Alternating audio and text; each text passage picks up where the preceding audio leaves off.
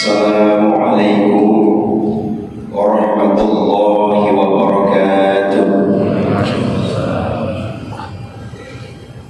Alhamdulillah alladzi a'azzana bil iman bih wa hadana ila 'azimi syari'ati. Wassalatu wassalamu ala sayyidina Muhammadin nasirin li ummati wa ala alihi wa sahbihi wa man tabi'a bi sunnati, amma ba'd. Puji dan syukur kita persembahkan kehadiran Allah Subhanahu wa taala yang tiada henti-hentinya, karena dengan taufik dan hidayah Allah kita mampu menggerakkan langkah kaki kita dari rumah masing-masing menuju ke tempat atau masjid, tempat sujud bagi umat muslim. Dan ini merupakan nikmat yang sangat mahal. Banyak orang yang berdekatan dengan masjid, banyak orang yang memiliki waktu untuk ke masjid. Akan tetapi bila Allah tidak memberikan hidayah dan taufiknya, mungkin sangat berat rasanya untuk melaksanakan ibadah di dalam masjid. Salawat bernadakan salam semoga selalu tercurah kepada Nabi Muhammad sallallahu alaihi wasallam, juga kepada keluarga beliau sekalian, yang salah satu keluarga beliau anak dari Nabi Muhammad yang bernama Fatimah. Beliau kasih sayang baginda Nabi, dan beliau satu-satunya perempuan yang bisa menyaksikan detik-detik ketika Nabi ingin kembali kepada Allah. Pada subuh yang mulia ini, sebelum saya masuk ke dalam subtema, terlebih dahulu sama-sama kita ingin mengenang seorang keluarga Nabi, yaitu Fatimah, yang beliau wafatnya pada 3 Ramadan atau subuh 3 Ramadan. Fatimah sebelum subuh selesai mandi berpakaian yang cantik. Setelah beliau berpakaian cantik, beliau berbaring kembali, katakanlah di sebuah tempat tidur. Tiba-tiba Sayyidina Ali menghampiri, dan beliau berkata kepada Sayyidina Ali, "Wahai suamiku tercinta, mungkin saja hari ini adalah hari terakhirku hidup di dunia." Saat itu Sayyidina Ali sedih dan raut mukanya langsung berubah menjadi sedih. Akan tetapi Fatimah membalikkan keadaan dengan memberikan candaan, "Tenang wahai suamiku, amanahku yang penting engkau menjaga putra-putra kita Hasan dan Husain." Akhirnya Sayyidina Ali berangkat subuh 3 Ramadan seperti ini ke masjid. Setelah Sayyidina Ali sampai di masjid, salat subuh Sayyidina Ali. Setelah itu di pangkuan Hasan dan Husain, Fatimah kembali kepada Allah. Kemudian Hasan dan Husain pergi ke masjid menyapa ayahnya untuk menyampaikan berita duka tersebut. Sebelum Fatimah kembali kepada Allah, ada satu pesan Fatimah, "Wahai suamiku, bila nanti aku kembali kepada Allah, jangan perbesar acara kematianku, jangan buat megah saat penguburanku. Cukup engkau saja yang mengetahui, atau hanya 1-2 sahabat saja. Berayu-rayu tak acara pak meninggal itu, biasa-biasa menteng." Anak Nabi menyatakan demikian. Anak Nabi yang memang salah satu orang yang dijamin masuk syurga, karena ada Asia istri Fir'aun, ada Maryam, ada Khadijah, dan ada Fatimah. 4 orang ini adalah juga termasuk jaminan syurga. Jadi setelah meninggalnya dan setelah Ali tahu setelah sholat,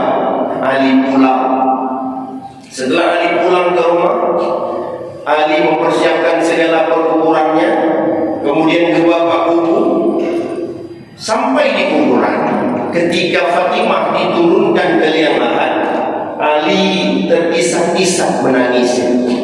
Hai kecun klik ni Sayyidina Ali. Sambil mayat diturunkan, Sayyidina Ali luar biasa, hampir bergetar tubuhnya dan menangis. Hasan wal Husain bertanya, ayah, kenapa ayah sampai segitunya menangis?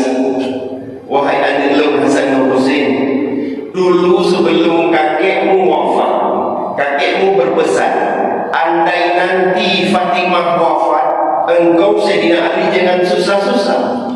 Aku nanti orang yang pertama yang akan menyambut Fatimah di liang lahat atau di kubur Fatimah. Tadi seolah-olah ayah melihat kakekmu menjulurkan tangan mengangkat mayat untuk menurunkan ke liang lahat, sebagaimana janji kakekmu yaitu baginda Rasul yang telah dia sampaikan di saat hidupnya, yang menurunkan jasad ataupun mayat daripada Fatimah itu adalah salah satunya baginda Rasul atau ayah tercintanya. Dan itu terjadi pada subuh ketiga Ramadan bulan ke-11 tahun ke-11 Hijriah. Maka pada kesempatan yang berbahagia ini, kiranya atas kebahagiaan yang didapat di Fatimah, dan kita yakin insya-Allah beliau penghuni syurga, semoga dengan mengenang sedikit sejarah berpulang ke rahmatullah anak tercinta Nabi Muhammad, kita juga mudah-mudahan mendapat berkah dengan syurganya. Amin ya rabbal alamin. Imam Syekh Tuan mulia, pengurus masjid yang Tuan muliakan, dan hadirin jamaah subuh, baik bapak-bapak dan ibu-ibu yang dimuliakan Allah Subhanahu wa ta'ala. Alhamdulillah, kita telah berada pada 3 Ramadan pada hari ini, yang mudah-mudahan Ramadan ini harus menjadi senjata untuk meningkatkan keimanan kepada Allah Subhanahu wa ta'ala. Itulah kira-kira tema yang akan kita coba bahas pada subuh yang mulia ini. Kenapa dikatakan Ramadan harus menjadi senjata untuk meningkatkan iman? Ketika kita melihat di dalam sebuah kitab Fathul Bari karangan Ibnu Hajar Al-Asqalani, beliau menukilkan pendapat Imam Syafi'i, begitu juga mungkin pendapat Imam Ahmad bin Hanbal.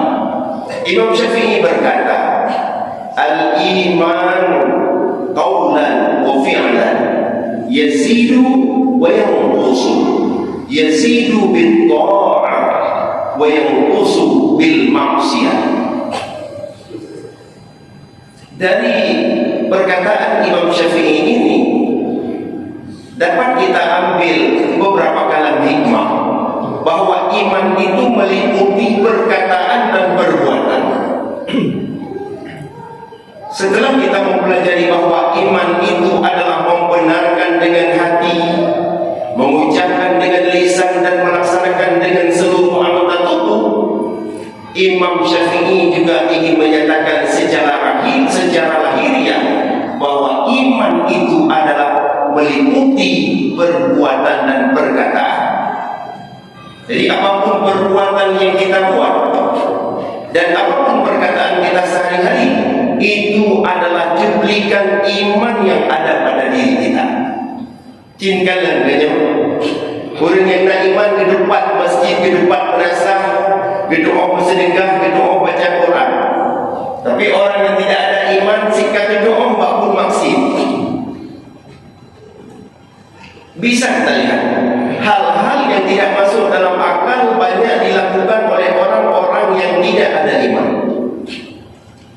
Baik itu di Langsa, baik itu di Melampung, di Pidi, di Banda Aceh. Ada yang bunuh istrinya, ada yang bunuh suaminya, ada yang bunuh orang tuanya, ada yang bunuh anaknya. Nyodok gara-gara hana iman.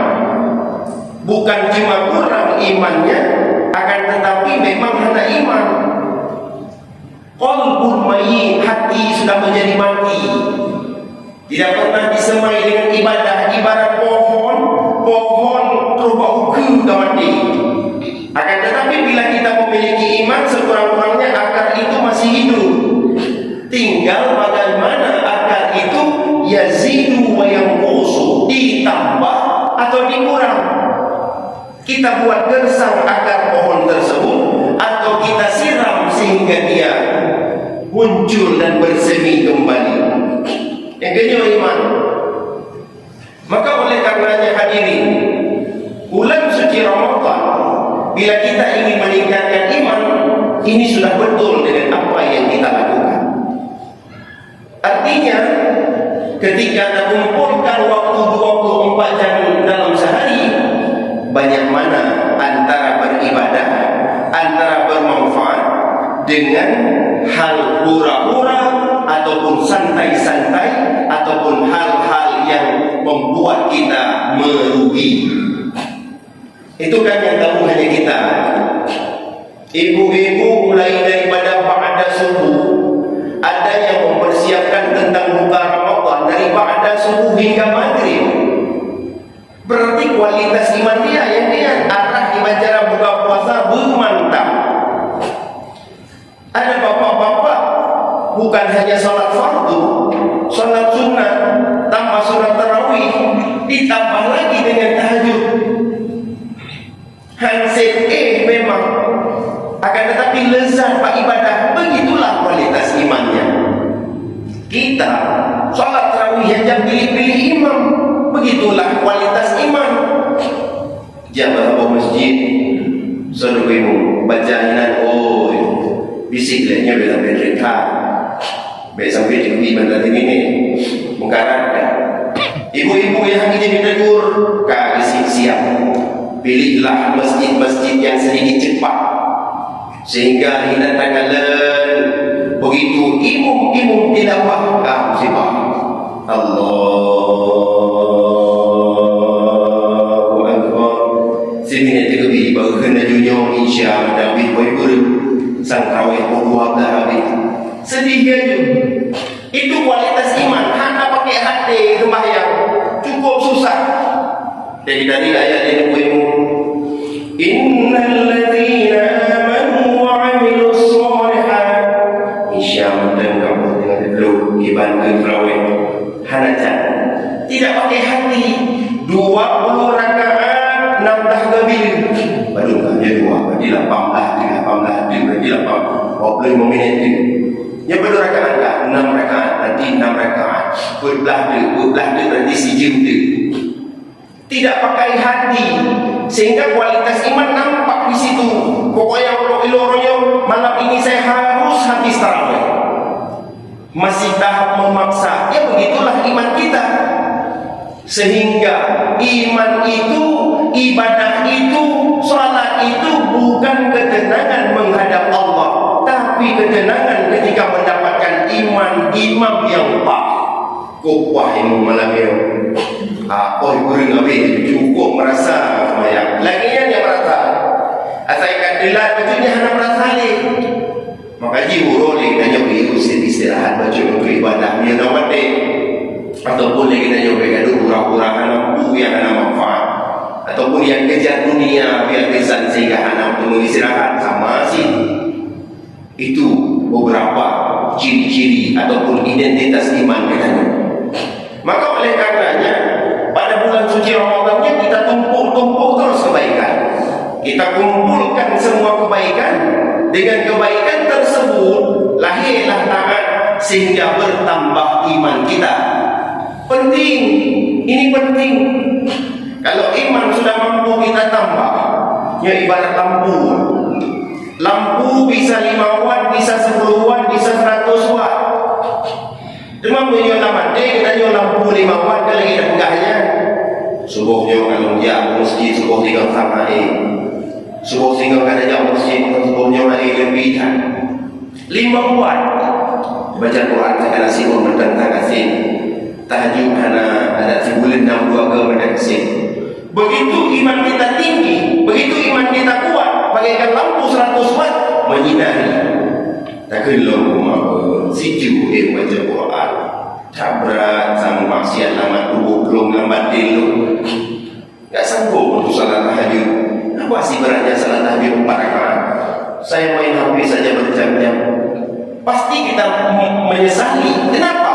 Karena memang mungkin lampu ataupun iman kita lebih bersinar, sehingga nampak terus yang bagus-bagus.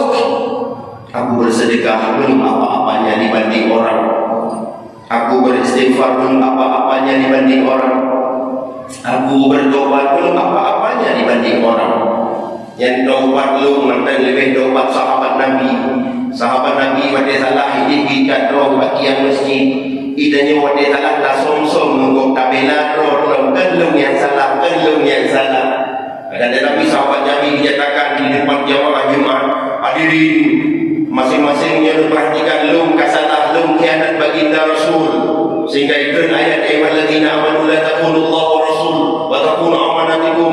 Lum silakan menurut hukum-hukum lum lu ikat roh. Harus Nabi yang melepaskan ikatan.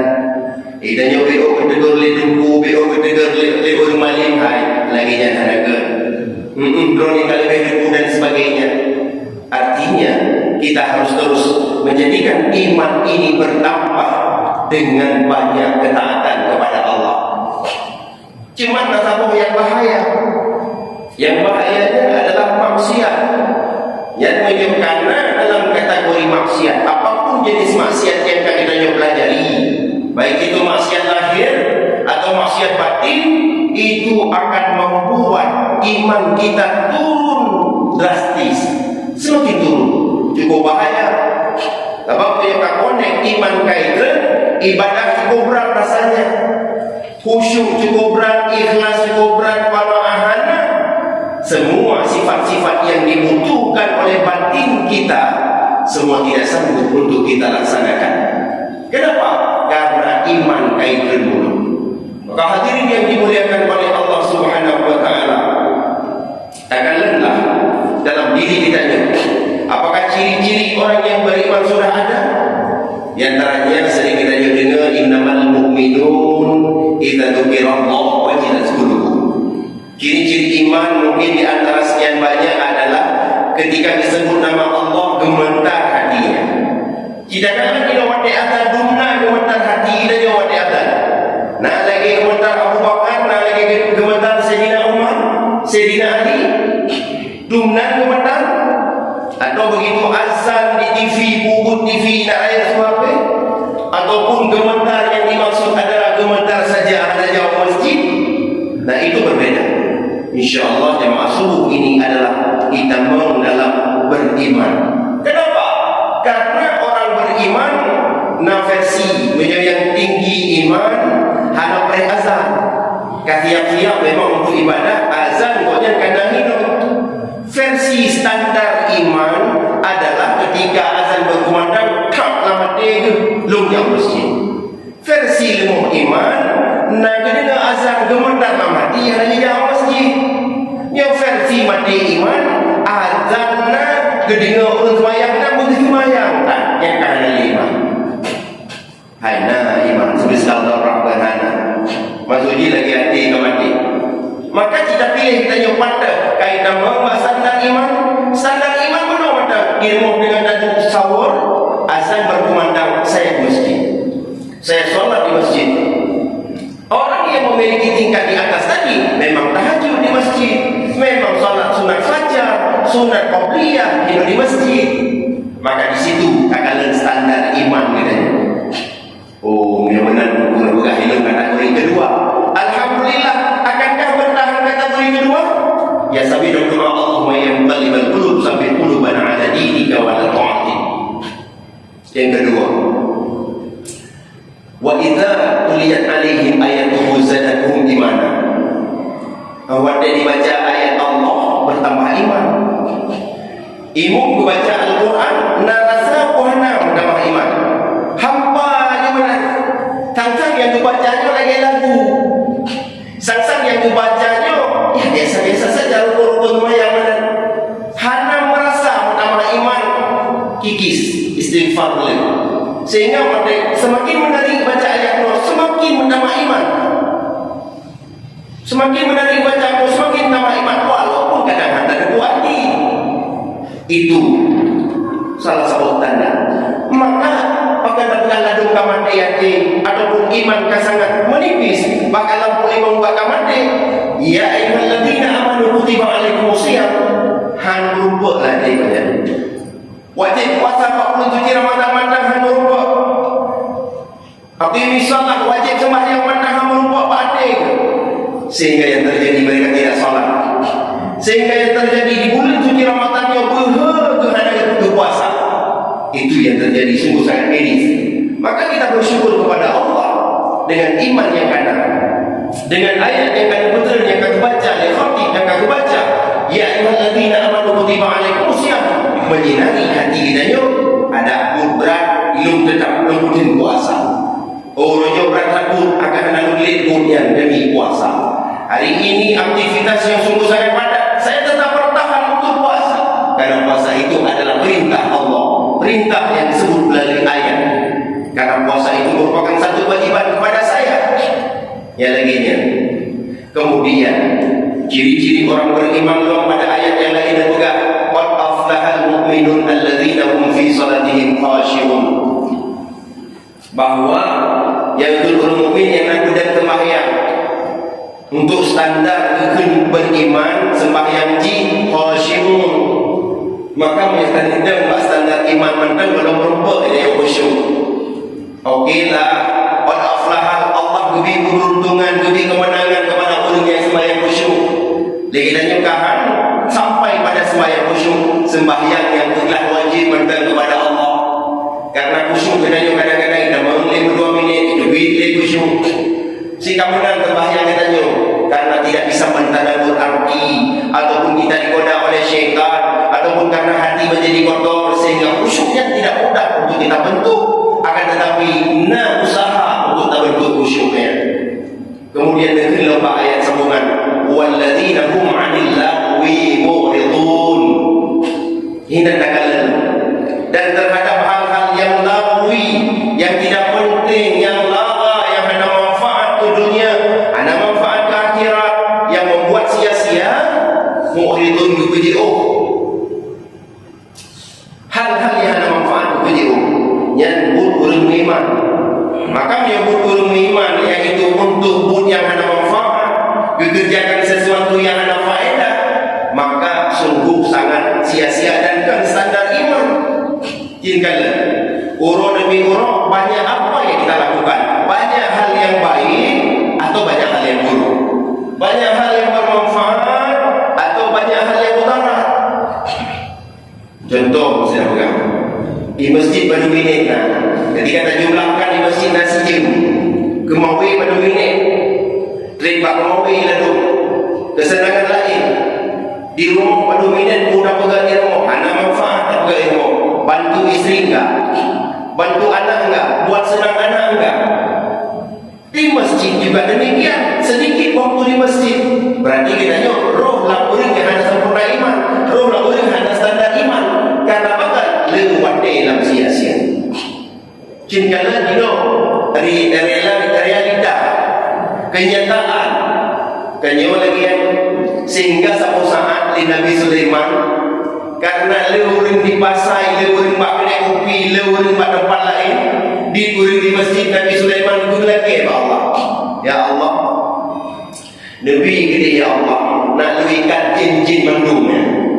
Karena jin-jin yang goda-goda orangnya kaduh sehingga orang di masjid oleh Allah kibat hai Sulaiman ka ikan-ikan jin untuk ada orang lain pasal anak temukan lain anak lihat orang untuk bawa jalan anak tu sibuk lain anak lihat tu pasang baliho anak linyo anak lejeh dan sebagainya kibat jalan anak bu ya Allah kalau dapat jin tak ada orang masjid di rumah lagi lalu di masjid lalu di pasar. Akhirnya Allah terima permohonan daripada Nabi Sulaiman. Ikat mandung iblis, ikat mandung jin bak kapal penjara. Akhirnya orang meramai di masjid mandung. Baramai masjid ketika Nabi Sulaiman jawab pasai. Pada kena belanja kan anak kapui pasai, anak temukan. Dia pulsa, anak pulsa. Dia ibu hanai, gini ambil makanan hana makanan. Yo kata Galau ya Allah, ya kakak ya Allah.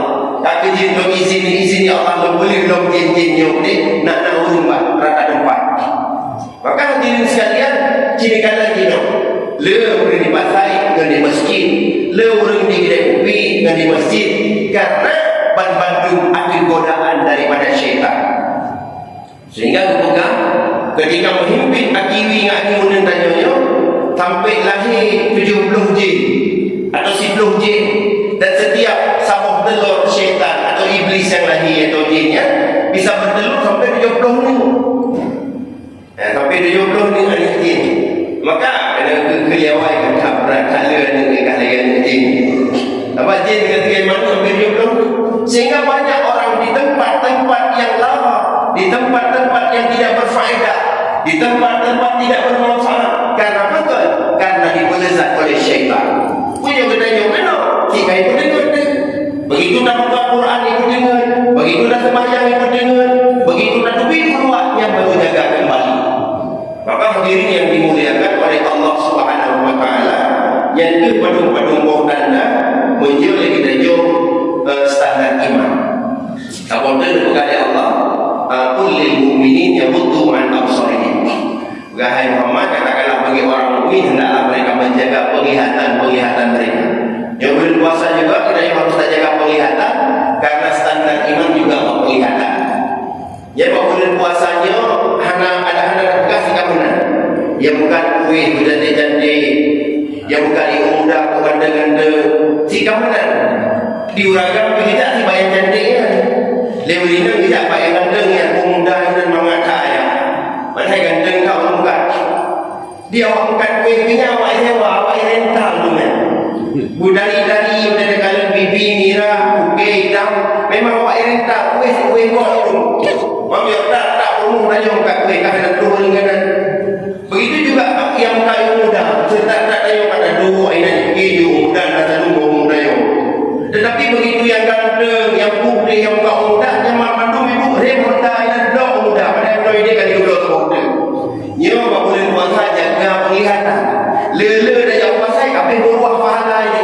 Sementara yang dah jaga pahala puasa, tetapi gara-gara haid dah jaga penglihatan, maka sesungguhnya bak bulan puasanya lagi daya untuk nak jaga pahala puasakah nanti. Maka hadirin yang dimuliakan oleh Allah Subhanahu wa taala, kembali adalah bulan puasa harus dijadikan sebagai bulan untuk tingkatkan iman.